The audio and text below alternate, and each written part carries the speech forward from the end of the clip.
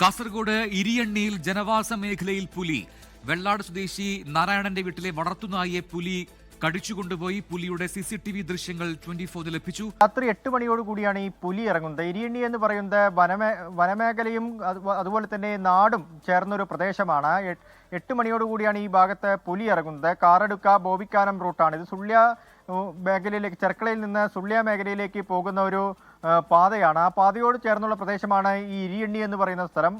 ആ ഭാഗത്ത് ഈ കാടും നാടും ഒരുമിച്ച് ഇടകലർന്ന് പോകുന്ന ഒരു പ്രദേശമാണ്. അതുകൊണ്ടാണ് ഈ പുലിയൊക്കെ ഈ ജനവാസ മേഖലയിലേക്ക് ഇറങ്ങാൻ കാരണം. നേരത്തെയും ഇരിയണ്ണി മേഖലയിൽ പുലി ഇറങ്ങിയിരുന്നു. വനംവകുപ്പ് 3 കൂടുകളോളം ആ പ്രദേശത്ത് സ്ഥാപിച്ചിരുന്നു. പക്ഷേ പുലിയെ കണ്ടെത്താൻ സാധിച്ചിട്ടില്ല. ഈ പ്രദേശത്ത് 4 പുലികളും അതുപോലെ തന്നെ കുട്ടികളുമൊക്കെ ഉണ്ടെന്ന് വനംവകുപ്പ് സ്ഥിരീകരിക്കുകയും ചെയ്തിരുന്നു. വനംവകുപ്പിന്റെ ക്യാമറ കണ്ണിൽ അത് സ്ഥിരീകരിക്കുകയും ചെയ്തിട്ടുണ്ടായിരുന്നു. പിന്നീട് ഈ പുലിയൊക്കെ ഉൾക്കാട്ടിലേക്ക് ആക്കുകയായിരുന്നു ചെയ്തിരുന്നത്. ഇന്ന് 8 മണിയോടുകൂടിയാണ് ഈ വെള്ളാട്ട് പുലി ഇറങ്ങിയിരിക്കുന്നത്. നാരായണന്റെ വീട്ടിലേക്കാണ് ഈ പുലി വന്നത്.